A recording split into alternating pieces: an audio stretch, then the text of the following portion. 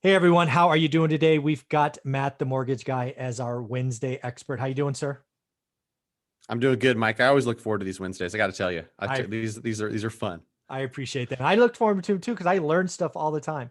We're gonna have an interesting conversation, right? We've been talking over the last 12 or so months.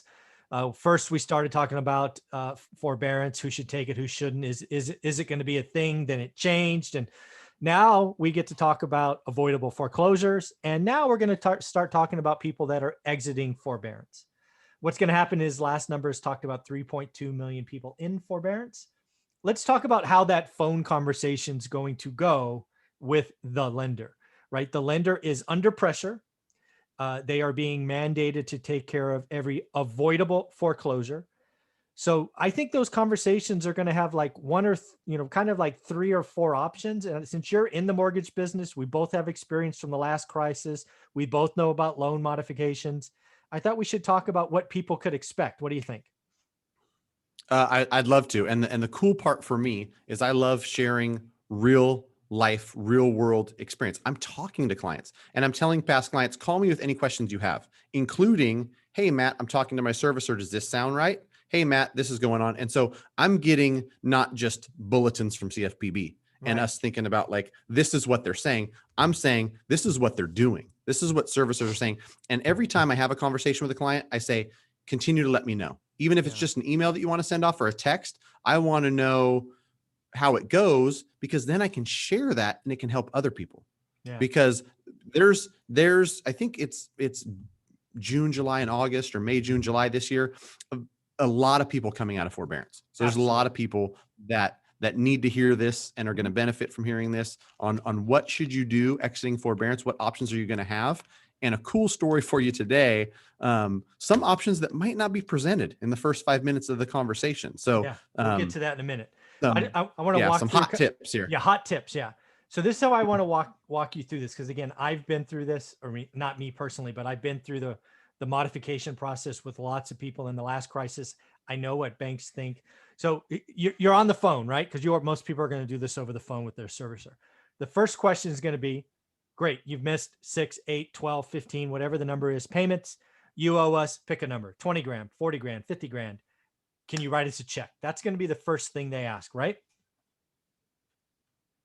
Right. And 90% of people, probably higher than 90, probably 98% of people are saying, I don't have $50,000 in my back pocket. Yeah, so we'll just use 50,000 is the example for this discussion. But that's what the servicer is going to ask. They're going to be like, "Great, we gave you a pause. Maybe you're in a situation where you stayed employed and you just chose to be risk averse and you just stuck those payments away somewhere. Maybe. And if you have, we'd like our 50 grand now." Right? And some people say yes, they cut a check, game over, right? Payments just continue, no harm, no foul. 98, whatever percentage, folks, 95, whatever it is, can't do that. So the next question I suspect they're going to ask is, great, let's just use 12 months and 50 grand. Can you make up the payments over the next 12 months or maybe the next 24 months? Basically, take the 50 grand, divide it up by some chunk, add it to the existing mortgage for a short duration. Can you do that? That would probably be the next thing they ask. What do you think? I exactly. Yeah. And I've heard that too. Seen it, heard it, that those are the options being presented is make it all up in one lump sum, add it to the end of your mortgage. Again, even this second option, I think very few people are going to be able to pay their double their mortgage Yeah. over the next 12 months is going to be tough. But that's what the servicers, dude. I know what these servicers have a flow chart in front of them, what they're looking at when they're talking to you. Can I get the 50 grand? Okay. Can I get the 50 grand over 12 or 24 months? The answer is no, or like the answer is hell no, no chance. Then what's gonna happen is they're gonna go, okay, now it's I think their next choice is gonna be, okay, what if we took the 50 grand, stuck it on the back as a second, 0% interest. So your debt gets worse, right? The asset, the house has carrying 50,000 more debt. You don't really feel it as a borrower because you're just going to be on target for your old payment, right? If your old payment was 2 grand, you're going to be paying 2 grand. But what they're not telling you, I guess they're telling you, but you may not appreciate, is your house has 50K less equity because they're going to stick that second on there. I think that's the third thing they're going to ask. What do you think? Right. Yeah. And I think that from the people I've talked to who have already exited forbearance and they've, dispositioned that debt somehow, like that's the vast majority of them. And I've seen how, FHA is handling it one way, conventional is handling it another way. FHA is offering that, and then they're basically converting that past due amount, 20, 30, 50,000, and it's converting into a HUD second. Yep. And so it's sitting as a second Exactly. position lien, and then you pay off or you refinance, whatever you do. And, for most people, we know human psychology. They're just thinking about like, how do I stay in this house? How do I make my monthly payment? The equity that's being lost or the fact that it's, a balloon payment doesn't matter very much to somebody. Just trying to figure out how do I stay in this house and what makes sense to me on a monthly basis for the foreseeable months. Now here comes the twist, the turn, the let's be, this is where I think if you're listening to this and you're in forbearance, you're going to be smarter than the servicer, right? The servicer has a flow chart. This is what I think you should talk about, right? So let's just try to use this example. Let's say it's a $300,000 first and you owe 50 grand, right? Their third option is 30 grand stays on the first, 50K is a second, but you're going to be paying whatever interest rate and payment you had before. Let's just say it's 5%, which is not crazy if you got your mortgage years ago. And again, your payment's 3 grand or whatever it is. What you might want to ask is, hey, what if we refinanced both pieces at today's prevailing rates or even lower, because they've got the debt, they could lower the rate. And if you want, let's go 40 years instead of 30. I think there is some people, if they do this, they could actually come out of this with a lower payment. It's just how magical low interest rates are. For sure. And I mean, I have a real life example of somebody who the 50K gets, swallowed up into a new mortgage, go from 3.875 to 3.125, spread out over 40 years. It's a $500 a month savings. Oh my God. Say that. So let me say, so again, so they've been in forbearance for a year. They've accumulated $50,000 in debt. They come out of this, they have a conversation, they get creative as you and I are talking, and they walk away from not paying for a year, and they end up having saving $500 a month. Right. Because 3.875 on $500,000 down to 3.125 and then spread out over 40 years. Client called me, which I'm glad they did. And we kind of talked through pros and cons. And I said, listen, one of the cons for them was like, I don't want to spread it out over 40 years, but you might as well, you can turn a 40, a 30, you can turn any loan into whatever amortization you want. You just do some math and go, I'm going to plug an extra $750 a month to that. And now it's a 26-year loan. Absolutely. I'm going to plug an extra $1,200 and now it's a 17-year loan. And so the term doesn't necessarily matter, but for them, having that option is pretty freaking cool. I got to tell you, there's going to be so many people that come out of this in much better financial position there, because a lot of people that took forbearance were saving at least some of that money, maybe not all of it.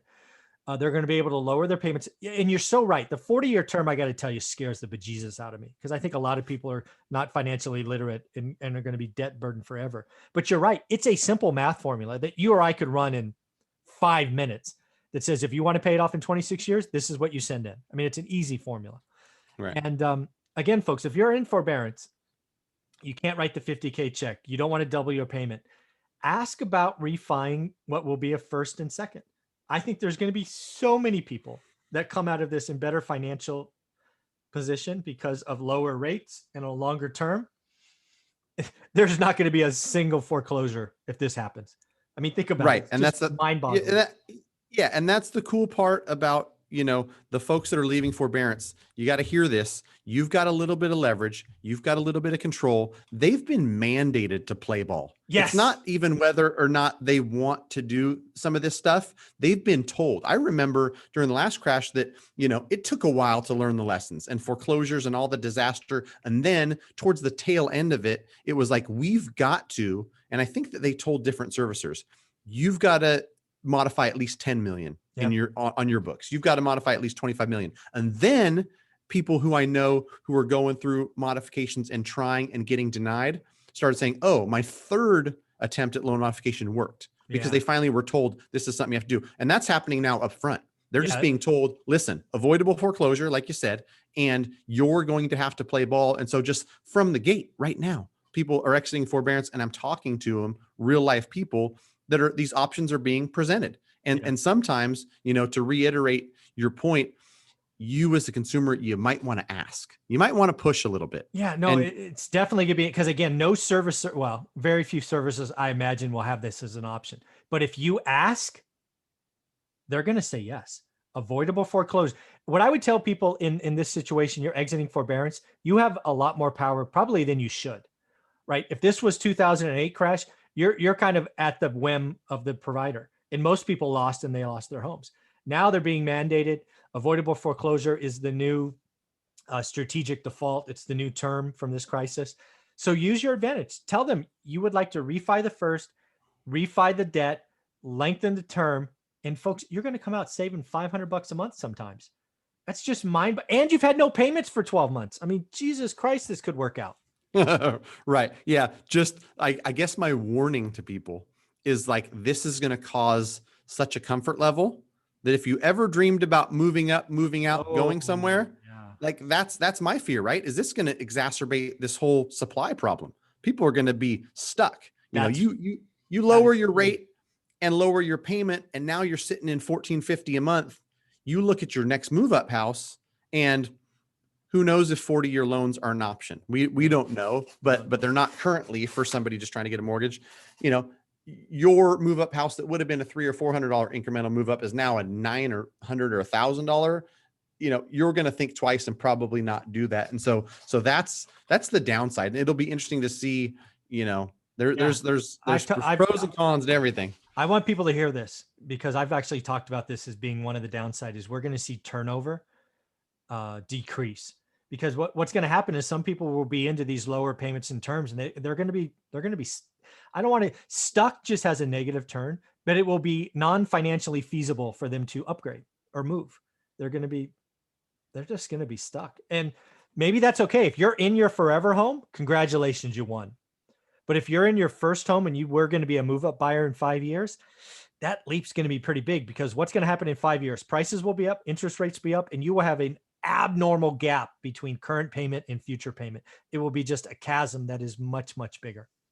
Right. Yeah. And I guess thinking about it too, in real time, it's like if the alternative is foreclose, of course, or be in a low payment where it doesn't make sense to move, then I guess we take the low payment and less incentive to move. But interesting to see, and cool for me as somebody who's talking to people on a daily basis to actually see real life scenarios on the stuff that we've seen, bulletins from CFPB and the powers that be saying this is our plan. Yeah. So again, folks, I want to just kind of summarize this. If you're in forbearance and you're getting ready to exit, realize what the flow chart of the servicer is. They're going to say, can you make the 50K up? Nope. Can you do it in 12 or 24 months? Nope. Let's put it on as a second, and just debt burden you. And then the third one is you ask, what if we refinanced it all into one new loan and did a 40-year term? What could you do for me there? Ask that question, because they may not provide it. And you may be really, really happy with the outcome. Any closing thoughts, Matt? No, I think you summed it up perfectly. Just ask and dig, and you might be surprised at what you find. Some people are finding some cool stuff. Yeah, very cool. Well, thanks, man. I appreciate it. This is always fun. Yep. Thanks, Mike.